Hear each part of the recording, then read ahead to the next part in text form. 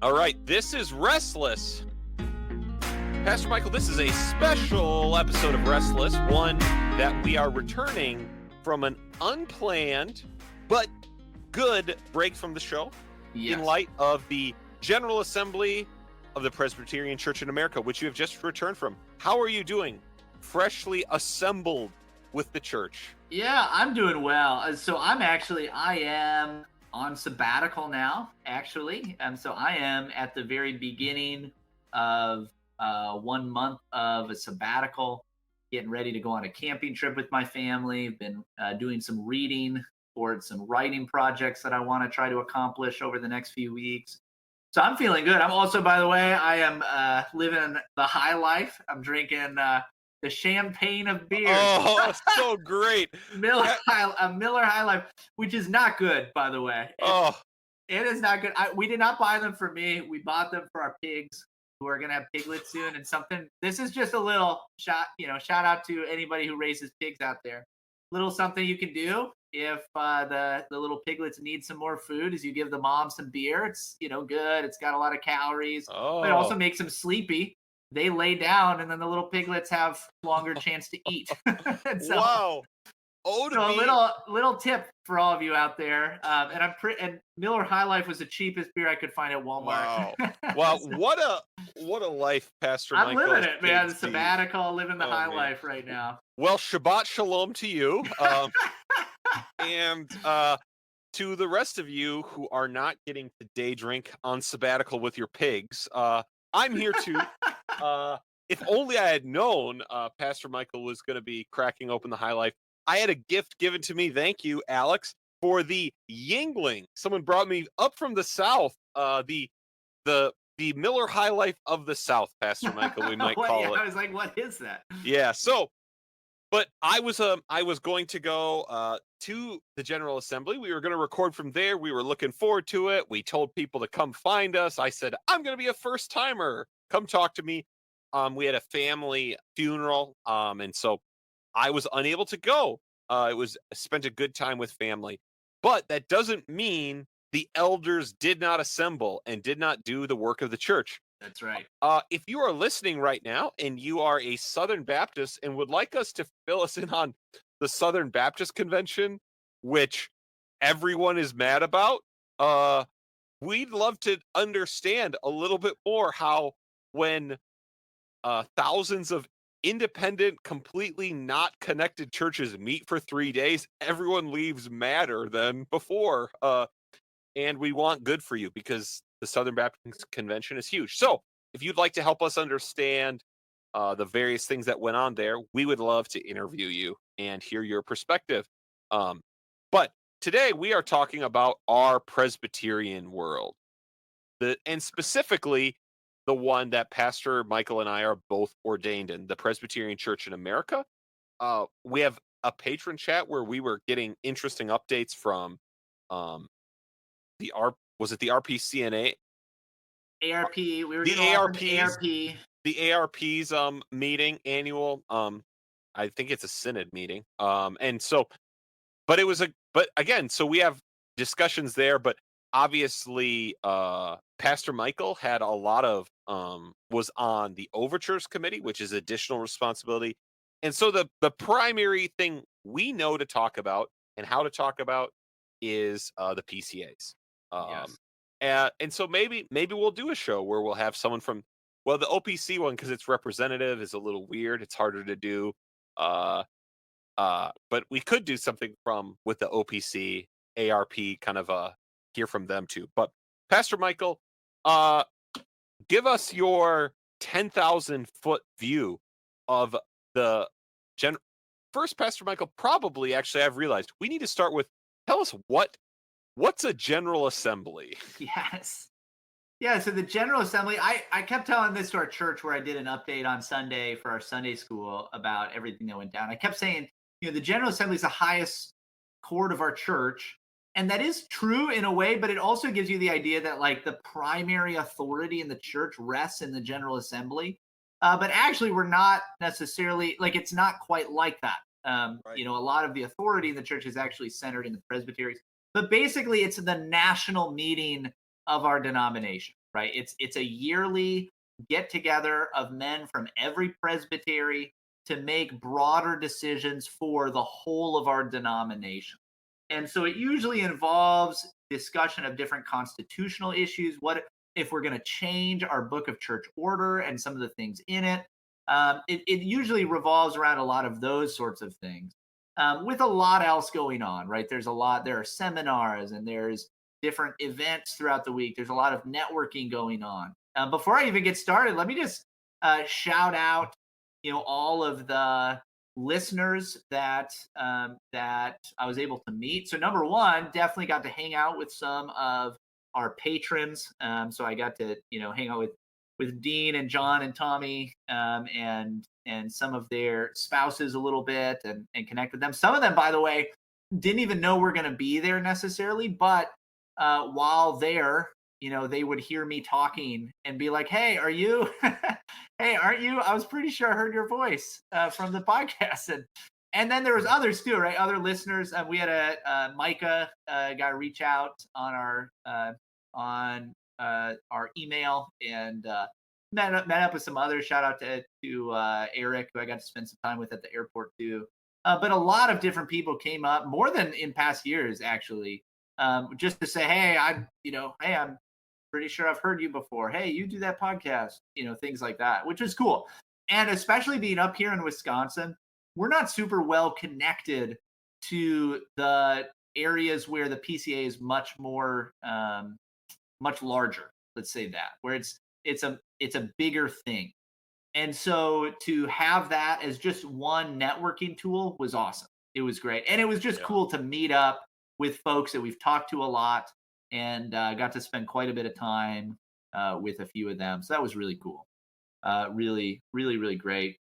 Saw others from, throughout the years that I've met through the podcast in the past.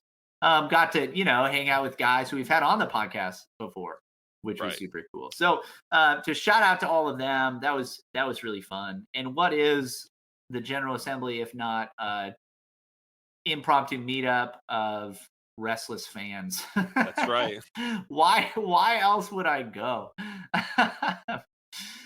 No. So anyway, the General Assembly is in some ways the highest court of the church. It's where a lot of the broader decisions of the church are made as far as for the Presbyterian Church in America. And so we spend a good portion of the week meeting and discussing the various possible changes and things we might do. It's where we ratify decisions made by the presbyteries. It's where we hear reports from the different committees, standing committees of the church that handle different business of the church. So committees that deal with the Reformed University Fellowship, and with Geneva Benefits, which is our kind of a financial side, and side that deals of the church that deals with the things like insurance and retirement benefits. Where we got to hear from Mission to North America, which is kind of our domestic missions wing, focused on church planting and church revitalization. Where we get to hear from Mission to the World, our global missions wing, and things like that. So there's a lot of opportunity to hear what the broader church has been doing and what it's been involved in. This is where we decide, if we're going to create a new presbytery. This is done on the General Assembly level, things like that. Yep. And I think actually you're the distinction you're trying to make. Well, it's the highest court, but also it's not. Is right. We might say it's the widest jurisdiction. Yes, that's a good way to put it. Because it's not that in Pastor Michael's local church, the General Assembly is secretly overruling everything they're doing there. No, but that's right. But that because we as Presbyterians, when we say we want to organize the church in a way that goes along with its universality, its Catholicity, we have to say, well, the church exists on a regional level, a nation state, like across nations, across the world level. And we see it as done this way, but also where even at the national level, even there still isn't a hierarchy, right?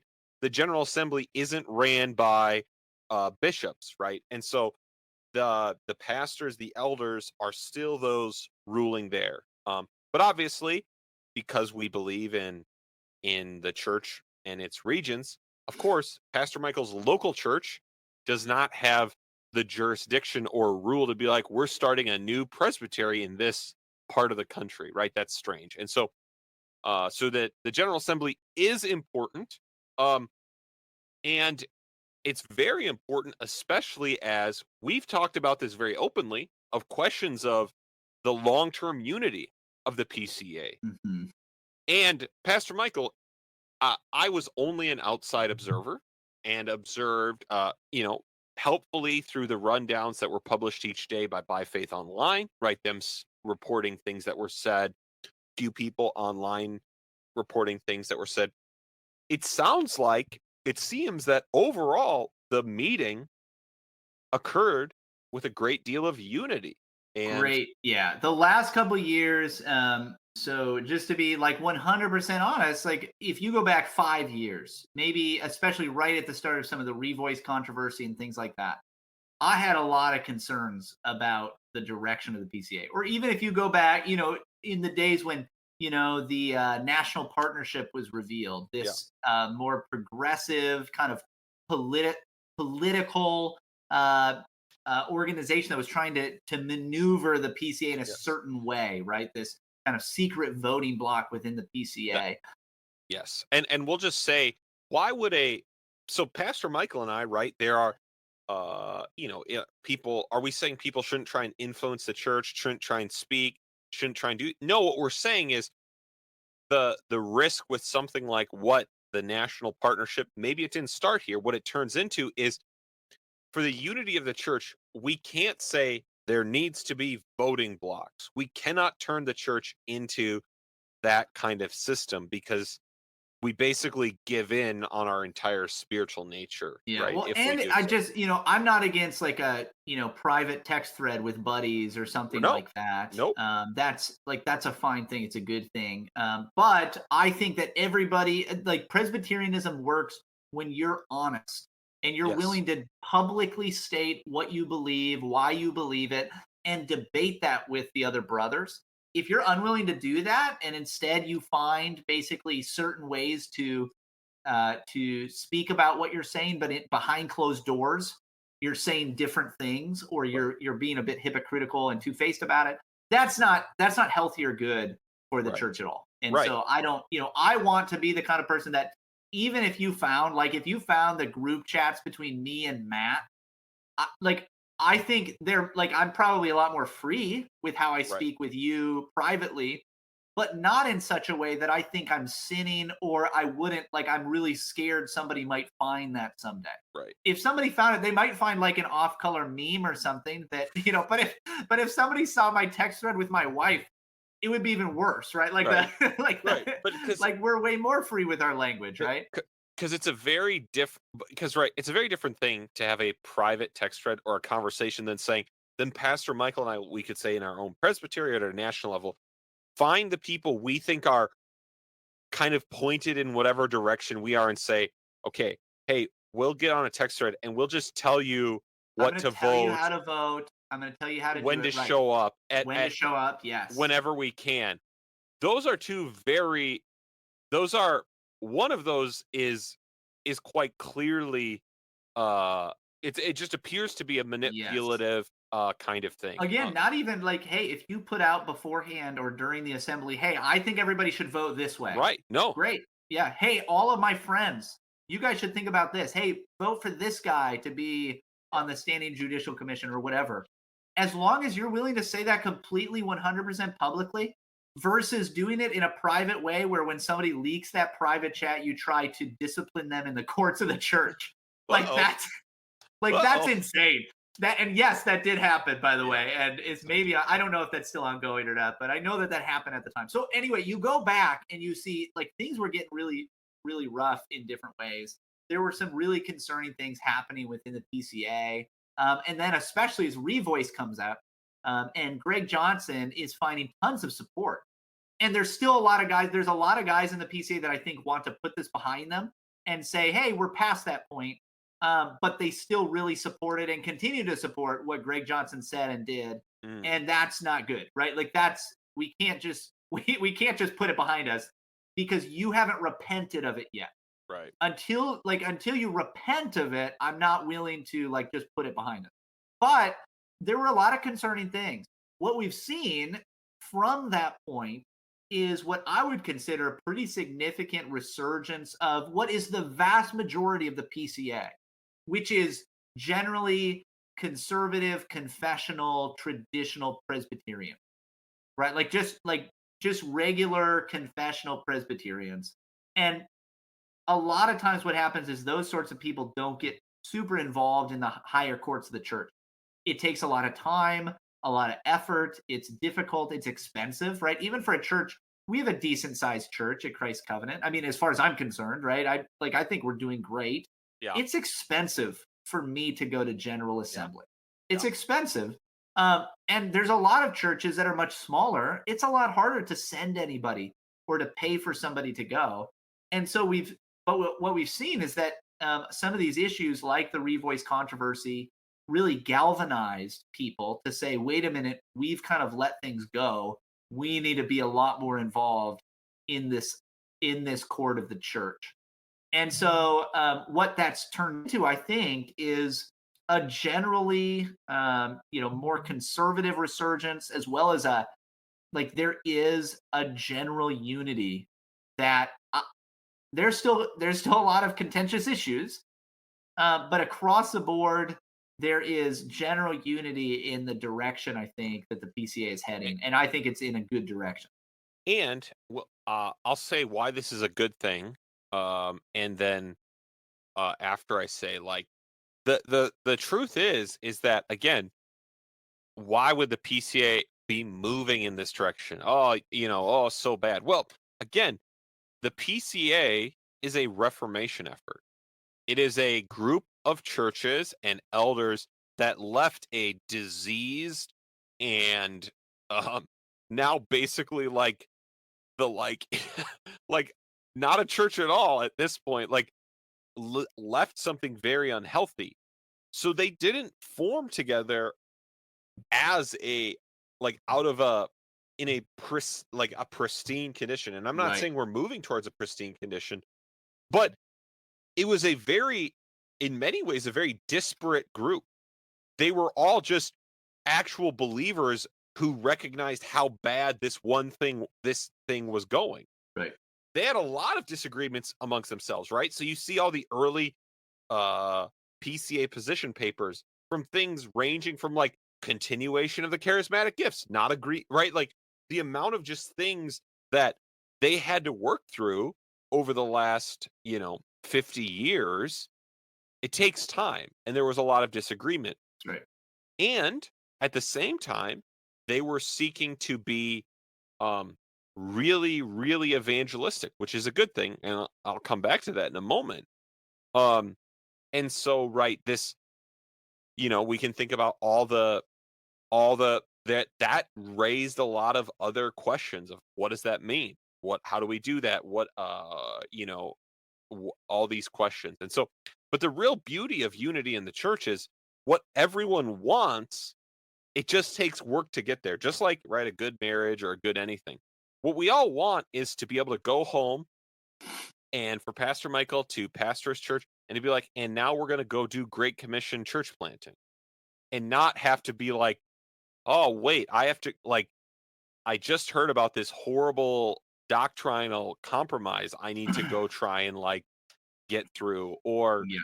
or there's this discipline case no one's hearing, or there's this discipline case of a guy who announced there was a private email chain and there like all these things that aren't Right, Stephen Warhurst. Back in the day, in the kind of the first year that people were trying to deal with the revoice issue, and I remember Stephen Warhurst, who I got to meet this year, standing up, and if I remember right, he probably used a word like sodomy or something like that in his speech.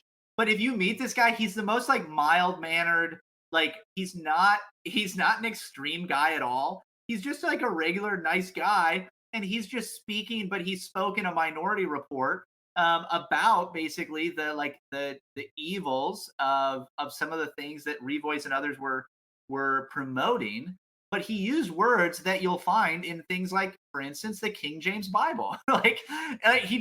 He used like traditional Christian language, and there was a protest against him. It was asked that he be ruled out of order because he was being intemperate in his speech. And I was like, what? That I told him this year, I was like, that radicalized me. Because when I saw people get mad at you for using King James language, like it's just in some of our Bibles, I was like, that can't be real. Like that can't be real that you're getting mad about this guy who's not shouting it. He's not Right. getting excited like I am right now, right? Like he was just reading it nicely, and people were so mad about it. And it's stuff like that. It was little acts of faithfulness, like Stephen had, that really helped galvanize a lot of people to deal with that issue, and I think continue. Like there's issues to be dealt with continually, but God has really, I think, blessed the PCA with general unity. And by the way, even in our debates, there's always going to be problems, right? Like I'm not naive enough to even talk as if there's no bad actors within the church, right? I don't have Right. names in my head that I think are, yep, they're definitely like a sleeper agent or something for the other team, right? I don't know, but it's just the nature of denominations. It's the nature of churches, right? There's going to be, tares among the wheat. I think it would be foolish of us to think, no, nobody's like that, Right. here. So of course that these issues are going to come up. I don't care for an ideal church because that never works. It's never real. A real church is going to be a church that has problems, that has sins that come up, that have issues that have to be resolved in their book of church order, and that's good. And we can have debate about it, and there can be good guys on every side of the debate trying to figure out the best way forward, and that's awesome. So let me kind of give my update. I'll do it maybe in three different ways. I'll talk about my time on the overtures committee, some of the decisions that we made, and that I think are maybe more notable, and then just some of, maybe more so, some of the events or other things, peripheral things that happen around the Great. assembly as well. So first, I was on what's called the overtures committee. So the overtures committee is basically the way that the PCA has decided to do things instead of going to a delegated assembly. So we consider ourselves grassroots Presbyterians, meaning that basically every elder can have a voice in some form on the national level, and that's a good thing. I think. I think that's a good ideal to shoot for. It's very hard to do that in practice, and that's because when you get, even like this year, we had something like 2,300 men who were commissioners, right? So men who can vote, which means there's 2,300 people that have a right to get up to the microphone and speak to things. And not everybody's going to do that, but you can imagine how, if we wanted everybody to be able to have a the full amount of time you might want to debate given issues, it's going to take forever. It's not possible on that level. So the way some denominations deal with that is they have a delegated assembly, right? Where each presbytery chooses a number of men to go and represent them in a way in the greater body of the church, right? So This there's is a the vote. OPC. This is That's the right. OPC. The OPC does it this way. And I prefer actually what the PCA does. I like how we do it. What we've decided to do instead is have what we call an overtures committee, where every presbytery gets to send one teaching elder and one ruling elder. We go earlier than the rest of the assembly meets, 2 days before, and we spend 2 extra days basically debating and discussing the different issues that are going to be before the assembly. And then we bring to the assembly a recommendation on these different issues. So overtures can come up from individuals, but mostly from presbyteries, sometimes from individual sessions, and be put before the body to change language in our BCO, to make certain declarations, to different things like that, to create presbyteries, etc. And so all of that can come up, but it comes through the overtures committee first. We discuss and debate it, and then we bring in a recommendation to the body. The rest of the body can choose not to agree with that, right? They can choose to answer it differently than what we do. And there can always be a minority has the right to put before the body a minority report where they recommend we answer something in a different way than the majority of the overtures committee decides. And so on every level, basically, it allows the voice of everybody to be heard in some form. Maybe not everybody speaks as much as they want to, but everybody, at least everybody, has a chance to defend itself, to make a decision, and even to change a decision that's made by others. And so, anyway, I got to spend time there. This was my second year in the Overtures Committee for the Wisconsin Presbytery. I really love it. I love the debate. I love coming to a group. This happens at our presbytery level as well, where, and even on a session level, where I come in maybe thinking this is what I think is right, this is what I think we should do, and then somebody gets up to speak to the other side, and I'm like, that's actually a pretty good point. Or and then it goes back and forward. Like, wow, I'm now less sure of how to vote or what to think is best in this position given on this given item. And so anyway, I got to be a part of that, which was really fun. Really enjoyed it. There was at least one other patron too that was in there with me, which was cool. Our secret voting block. That's right. We didn't even know, by the way, until after a while, and then he came up and talked and recognized him. So anyway, so that was overtures committee. That was what we got to do. And a lot of the things that I'll probably talk about in a second came before us, before it came to the rest of the body, and we got to discuss it. Yeah. So I think, I do think overtures is a really important part, and probably the passing and debating of overtures is the thing that happens at the General Assembly that gets. Would you say it's probably the thing that ends up getting the most attention? 100%. This is Okay. what people come for, really. A lot of the stuff that happens, you can be part of the committee of commissioners dealing with other committees and agencies of the PCA, and there's a lot and that's important. And guys Yeah. do that, where they can bring recommendations or question things that some of our agencies are doing, and that's good and necessary and right for accountability. But the thing that gets the most publicized, and it's the thing that becomes what everybody thinks the PCA is like because of, if that makes sense. Like the thing that everybody sees online and says, oh, this is what's happening in the PCA. It's almost always debates over overtures, not exclusively, but almost always. Yeah. Oh, Pat, tell us about some notable overtures, or if there was there wasn't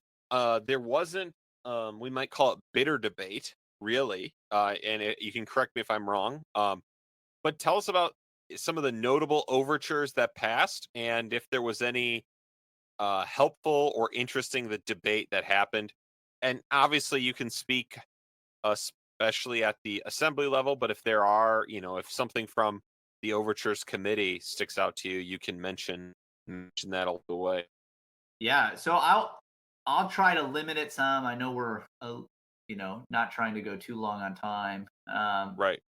One thing I'll say, number one, we kind of finished several overtures from last year that are somewhat notable. So what happens with an overture is when it comes before the assembly, if the General Assembly agrees to it, right? If it's voted in the majority, it's then given to the presbyteries, and 2/3 of the presbyteries have to pass it, and then it has to go back up to the General Assembly for another year to get kind of the final approval. If at any point in that process it doesn't make it through, then it's done. And it can be brought back in some form later, but that's how it actually gets through and enters the Book of Church Order. So we had two maybe more notable ones that made it through from last year, came through the presbyteries, and then made it to us. One had to do with requirements for officers in terms of chastity and sexual purity. So this line was added to our Book of Church Order when it's talking about officers in the church. It says he should conform to the biblical requirement of chastity and sexual purity in his descriptions of himself and in his convictions, character, and conduct. And a lot of this goes back to the revoice controversy, the stuff that came up with that, where people were saying, well, I'm a gay Christian, or I'm a gay Christian pastor, or things like that. And we said, well, that's actually not acceptable. Even like that's not acceptable for an officer of the church to be speaking that way, to use a sinful reality to describe himself. And so that passed by a vast majority. There was also one that got the most debate, actually, was an overture that dealt with the titles that are given to officer. So there's been confusion in the PCA stemming from the fact that some men will use terms like deacon and even to other words sometimes in ways that it makes it look like they're ordaining women to offices in the church. Yeah. And so last year's General Assembly basically added a line in the Book of Church Order that said that no unordained person should be given the title, or the title should not be used of them, the titles of pastor, elder, or deacon. And so you can't put on your church website that, you have these, such and such as this woman is a children's pastor. Why? Because that, like, it makes an assumption that they are ordained, that we're ordaining women. It creates confusion. Now, it's objectively the case that some men in the PCA want that.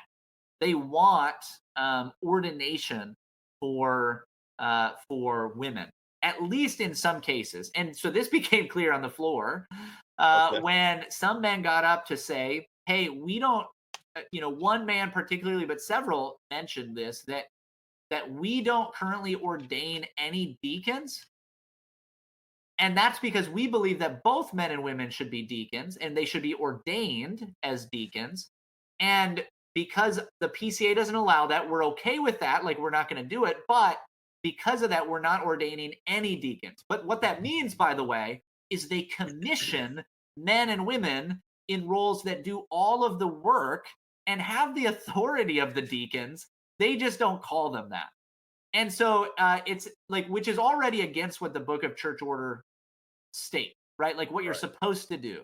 It's not okay to withhold ordination for this reason from men who are qualified for that office. And so it's kind of a mess anyway. But this was one of the appeals that was made mostly on the basis of emotion, that, hey, it's going to be really hard for our churches because we're going to have to make a hard decision if this passes, more or less threatening, hey, we might have to leave the church if this is the case. And it was still voted by a vast majority, even after some men stood up to say that. And some men got up to say, hey, we should be able to call women deacons because Phoebe was called deacon. And so shouldn't we all be able to do that? But it still passed by and large majority. And we can talk about why some of those arguments were bad another time. But those are notable things that passed that are now in. Like, this is done, in other words. Like, that's in our Book of Church Order, those two items. And that's really good. Yeah. Yeah, I think it is interesting. We can come back around. We don't want to spend a ton of time on each one of these, but it is good for just, again, unity in the church, that we all ordain and call people the same thing. It builds trust, right? You don't fall into the, like, well, they're actually they're kind of doing this, or, you don't live in suspicion. The other thing is, the Book of Church Order kind of saw this coming, and it has a whole section on diaconal assistants. That's right. People who aren't to be ordained, but the officers of the church feel serve a really important purpose in helping, like, they can officers. help that work. That's great. And so it would seem like that would be a thing, a very direct place for women, and obviously other unordained people to immediately serve in. And so it is not it is right. Just, again, right, as we've said in many cases, right, just not being ordained doesn't mean you don't get to be involved in the church at all. Right. Yep. And there's a lot, man. There's so much we could talk about, but anyway, those were good things and great things that happened So what about the new from business? last year. Yeah. So of new business, here are some of the more notable things. An overture was passed that basically commended a letter that was written by a commission this past year that was sent to various levels of civil government that condemned um, gender reassignment surgeries, especially but not exclusively for minors. And so the church wrote that and sent that, which was a good thing. And so that was commended. There was an overture to make a chapter in the BCO about the preaching of the word that is not currently constitutional, to make it constitutional with some changes. That passed by a small number of votes, maybe 100 or 200, enough that I think it'll be worked on and come back. But there's some desire to try to be more specific and maybe more unified around what we consider preaching Hmm. and who may preach and what that looks like. Yep. And so I think that's going to be coming down the line. There's a big debate right now over how much of the worship, the liturgy of the church should be agreed upon, basically, or like what's the framework for the liturgy of our churches, because it's very broad right now. There's great disagreement right now. But is there a way we could come together around a directory of public worship, which Right. we have, and it is supposed to be used as pious advice for the churches, but there's nothing constitutional or Right. binding about it. And so Which it's just a question of how much should be or shouldn't be. which will just say, obviously, when you believe in the regulative principle of worship, right, you believe that has to be regularity, that these things are not up to every church, right? It makes sense that virtually every other Reformed denomination on earth has a directory of public worship. And so it's not that it's not that it's necessarily a crisis, but you can understand why people have a desire for more of it to be constitutional, or find a way for the church to come together in those areas. So Yeah. it will be Um, interesting to see how that goes yeah, along. it'll be an important debate just to follow and watch moving forward. And I think we'll come out with something good. I really do. I think that there's a lot of good guys working on it and trying to find something that is both unifying, but also much more it it helps direct the church more than currently it does, Sure. and so I think that will be a good thing. Now, there were several overtures that sought to deal with.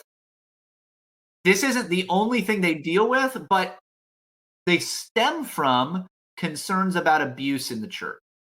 And so this was number one. There was an overture. It was overture number one, dealing with whether or not atheists could be witnesses in church courts.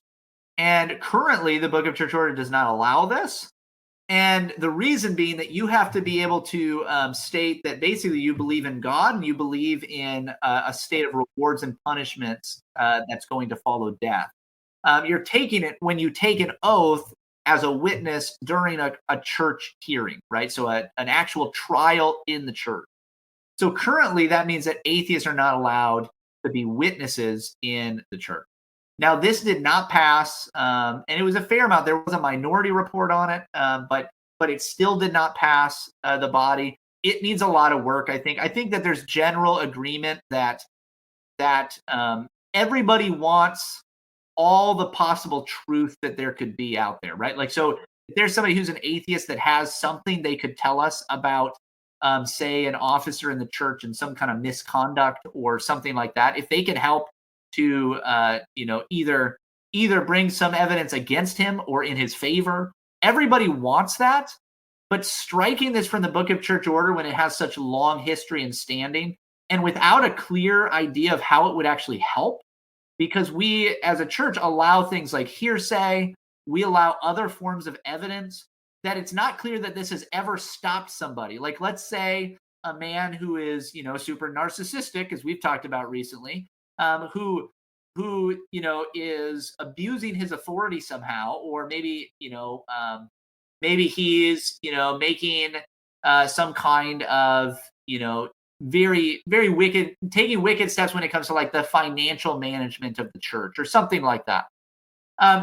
Let's say that there's somebody that could tell you that they saw him do whatever that proves something about his character and proves something about what he did, but they're an atheist. A Well, tax accountant who knows yeah, the tax church's accountant, right. fountain is an atheist. Yeah, you can still get that evidence in ways without having that person be an actual witness to be cross-examined during the trial of the court. And that's the only thing that is currently not allowed.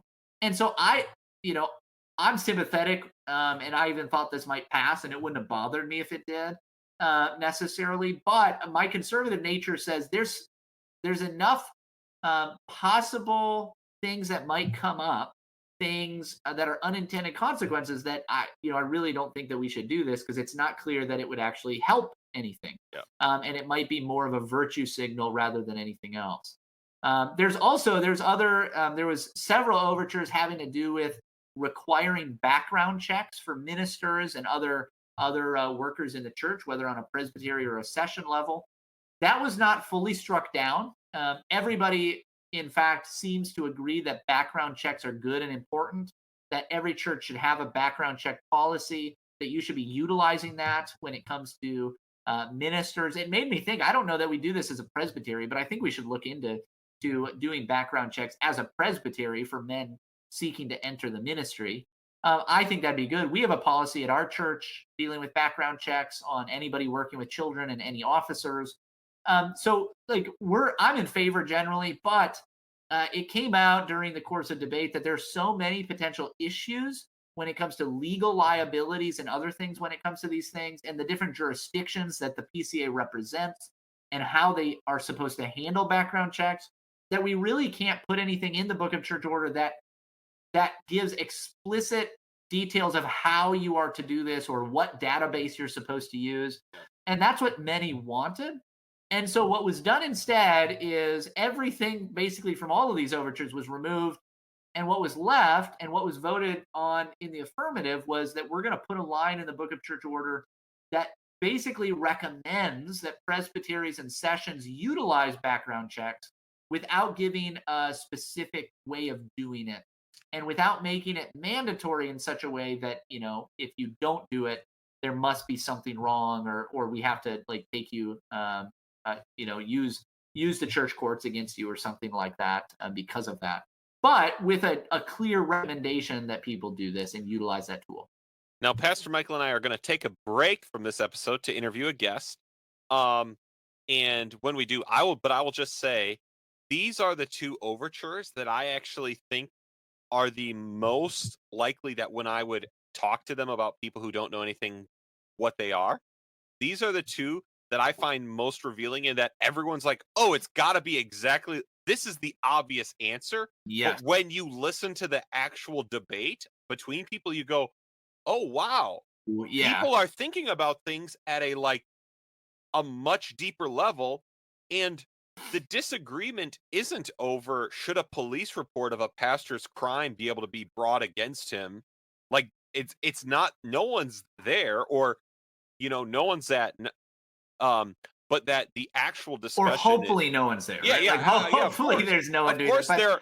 Of course, it's possible there are people doing things protectionistically, Yep. but that it is that these are actually the great signs where the wisdom of all these men talking about them together is so necessary because the only reason I was even able to give people more even promoting either decision is because I'd listen to people say wow, here are the downsides and upsides in each way. Here's why it's this way, and be really surprised myself.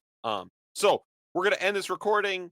We will be back to finish with maybe another overture or two, but hear about some of the other events that happen around the PCA. So, Pastor Michael, we just finished our interview, and so now we are continuing on with the General Assembly. We did, just so everybody knows, when he says we just finished our interview, 5 seconds before he led into that, our interview ended. Pastor Michael, I'm a radio pro. That's right. That's right back to it. I love it, and I do need to probably get out of here by 4. So we've got the time, but that's why you have to be a radio pro to host Restless. I love it. And so we were just talking about um the two overtures that uh caused a lot of discussion in the church, based on how do we protect against abuse? How do we let people who need to be interviewed in cases of church discipline happen? Yep. And potentially even background checks. Yes. And that those are great examples of where the wisdom of all of the men in the church come together. Yeah. So Pastor Michael, beyond that, what were other happenings, right? What kinds of things go on? What kind of things went on at the General Assembly? Yeah, I mean, obviously, if there's other events, other business. Yeah, I mean, other business, there are other things we did, right? So there was, an overture that was approved to have a couple different committees of the church kind of research the book Jesus Calling and their involvement with it, because Jesus Calling, which I assume most people that are listening to this know, some men at General Assembly got up and said, nobody even knows anything about this book. Well, And that's crazy because it's one of the largest selling books of all time. yeah, I mean, it's pretty bad stuff. And I'm, given that our listeners skew toward more broad evangelicalism, I know that they've all heard of it, right, that they know people that read it, that some of them probably read it. So this was written by a woman who's now passed away, but she was a missionary with our missions agency. She was, part of a church in the PCA. Her husband's, I believe, a teaching elder in the PCA. And so anyway, there was an overture to basically investigate that book a little bit and our involvement with it, and whether or not the church, has a duty to do something in saying how wrong it is in what it teaches. And so, that was just another item, maybe of note, that took place. But all of this, by the way, so there was a lot of, if you can watch, all of this is public. You can watch the discussion, the debate on the floor. You can find that through the PCA GA website. I believe would have links to that, and you can go and see what it's like. There's good debate, good discussion. It really is the kind of thing where even people you disagree with will very often stand up and say something that you think, man, maybe that's right. mhm, Maybe that's kind of a good point when you put it like that. And so this is it shows the wisdom of a large deliberative body that allows different voices to speak. That's not always the case, right? Sometimes guys right, will speak and it makes it clear, like, oh, this is why we needed this overture, right. and that definitely happened Which as is well, right? actually which is helpful if you Which is also helpful. if you get up and go, oh wow, you are telling us why we want this. It's not an intentional Right, when somebody gets up and wisdom. said, well, we practice things against the BCO because we want to ordain women. You say, yeah, that's why that's the whole point Yeah, of this overture. yep, yeah. So I don't know if you realize that, but that's why we're doing this, because we were worried that there were people like you in our church.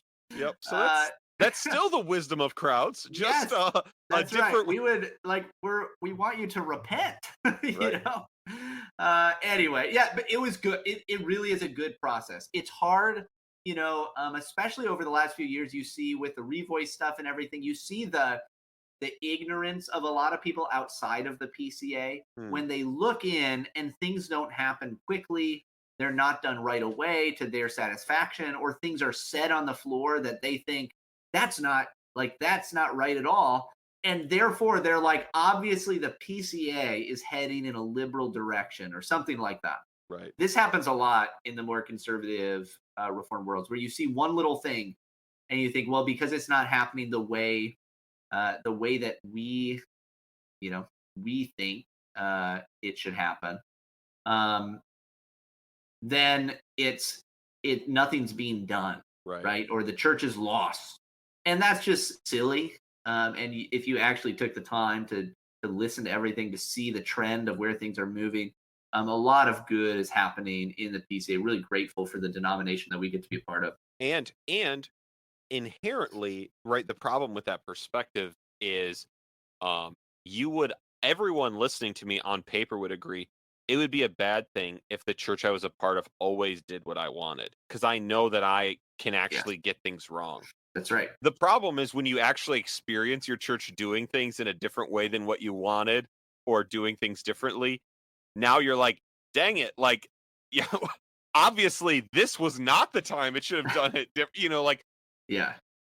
it is hard, but no, I feel very blessed to be a part of it. Now, Pastor Michael, you and I are not very Southern, but there were plenty of other events. So were there any other events or things you were involved with down at the the GA you want to remark on before we Yeah, it was one of close? the cool things for me being in Wisconsin, and this will be the case for you, I think, too, is you just get to connect with folks. I already mentioned connecting with patrons and other listeners to Restless was great, because we've got a lot of folks that will be in those areas and get to hang out with them. Also got to do other things, right? So I went to what's called the GRN dinner. This is the Gospel Reformation Network, where Rosaria Butterfield spoke. And so hearing her, which, by the way, have we talked about this? Because she We burned down haven't. the world. I mean, I know. she We is will have to Rosaria talk. Butterfield is like the grandmother that is at every family get together. That, like, she's so near death that she doesn't care. Like, you love her, and she's always around, and she doesn't give a rip about what you think. She's just going to tell you 100% what she thinks and wants for you. And so Right. when you come home with a tattoo, oh, she's going to make a big stink about it. And like, if you bring the wrong person home for, Thanksgiving, she's going to be asking a lot of the really embarrassing questions that you don't want her to. And I love it. I love it. So Rosaria Butterfield like called out people by name who are even still in the PCA, Yep. connected to RTS and other places, and it was awesome. I'm a huge fan of it. Some people were like, "Oh, should she have done that?" And I think 100%. Patrons, stay tuned for an episode where I talk about why I think a desire for respectability has a chance of destroying the conservative movement. Whoa, PCA. everybody! So we're gonna learn about how Presbyterian respectability is where we all go to die in a Yeah, Patreon from right. Pastor Michael, and That's right. probably more about how Rosaria is burning down the world Yes. along the way. So, No, so it was good. I stopped in at an event put on by the American Reformer. Got to hang oh, out a bit interesting. with. Got to hang out just for a moment. I was there for like 10 minutes, 15 minutes, but got to see Stephen Wolf, the big bad wolf, Whoa, as they call him. He was they hanging out they there let him in, huh? at this event. Well, everybody on Twitter saying this was a white nationalist event, Oh no, which I mean, you were there. I know, and I'm saying it publicly. Oh, Uh, you were there. I just let's just say, like, that's if you were there, that's definitely not the case, right? Like, I mean, it was pretty not that way. I was hosted by a seminary in town. Apparently, I don't know anything about the seminary. Apparently, it used to be Acts 29, but Wow. no, I don't know anything about it. I just went to see what it was like American Reformer, a lot of the stuff they're doing, Oh, and man. got to hang out a bit with Michael Foster, who we've tried to get on the podcast a million times, but has always ghosted us in the end. And, uh, so I'll just put on record, I was not there. So, Pastor Michael, do you just want to quick explain what your personal Twitter handle is? yeah, it's true. Matt, I will verify. Matt was not there. Yeah. When I was there, Matt was not there. So, Pastor Michael, if you, in attempting to record this podcast again with me, get ghosted, I guess we know what happened. When you have to cut me off because Yeah. of all the heat. But so yeah, so you got to go, right? You got to I just get to like see folks that I otherwise would never get to see, right? And yeah. that's a cool experience to be able to do that. I also we've talked about the True Believer podcast, which is all about the murder of Elizabeth McIntyre that happened at Covenant Seminary. What in the 1990. 90s? Yeah. Yep, in the year 1990. So we've been listening to that, and we're gonna do an episode on that at some point. But got to make Ruth Servant Smith, one of the makers of that, and have a conversation. Which, if you listen to our reaction to the trailer, we were pretty negative about it. And continue, I don't think wrongly necessarily about that sensational trailer. But generally, the podcast has been pretty good. So I got to talk with this woman about that, the one who's making that, and so that was good. Yeah, and I will say that here's a tease to whenever that episode comes about, believer, that it is finished. Um, our warning to them was, why are people not talking to us? What's like, if they're truly going to try and do a work of journalism, why wouldn't people talk to them? That it was how things were presented in the trailer. I actually think the way things were presented in the trailer probably ended up being more inflammatory than the actual content Way of more. what they recorded. And so Way more. I think it will be important for us to do like a kind of summing up thing about what they ended up recording as a show, because I do In part think, because we talked about it, right? I mean, we yeah, yeah, talked about, hey, what is this going to be? right, And so it'd be good, and even just being able to talk with one of the producers and or multiple of the producers about it in person was really good, and yep, be able to bring some of that to it. that's right. Honestly, one of my favorite things about going to General Assembly is just hanging out with guys from the Wisconsin Presbytery. Hmm. We have a good Presbytery. I know that this podcast is not just a place for us to brag about our Presbytery, but I'm Take the gonna. last 5 minutes of it to brag, though. Why don't Yeah, you do that? we have a great Presbytery. So getting to hang out with guys, whether it be on Overtures Committee, or we got dinner several times with a bunch of guys from the Wisconsin Presbytery, and that was great. Getting to, since you weren't there, I had wasn't. another teaching elder from the Presbytery stay with me, and it was just good to have regular conversations together. Even though we're just in Wisconsin, we're not too spread out. We don't see each other a lot. And Presbyterian meetings are not exactly the place to have every discussion that you might want to with everybody. And so it was just it's a good time to be able to do that. Honestly, I felt reinvigorated and hopeful, both for the work of the PCA, but also just ministry in general. One of the things that happened is we have in the PCA, we have a lot of Korean presbyteries, Korean language presbyteries. And we had a Korean and English worship service that was led by Korean pastors who they would pray or even preach or sing first in Korean and then in English. And we would do Wow. it all together. And it was beautiful. It was a wonderful thing. There was a couple parts that I was like, I'm not the most comfortable with all this, but the vast majority of it was really great, and especially the preaching of the word. And one of the things that was just really touching was how much they spoke about the fact that it was forefathers of the PCA, right, in the earlier Southern Presbyterian Church, that were the first missionaries to Korea. Hmm. Many of whom died on site right away, some who died later on, many who lost many children on the mission field because of the poor conditions. And just this sense where these men just said, we're here because of those men and women that gave themselves for the work of the church in Korea. And now we're here worshiping together.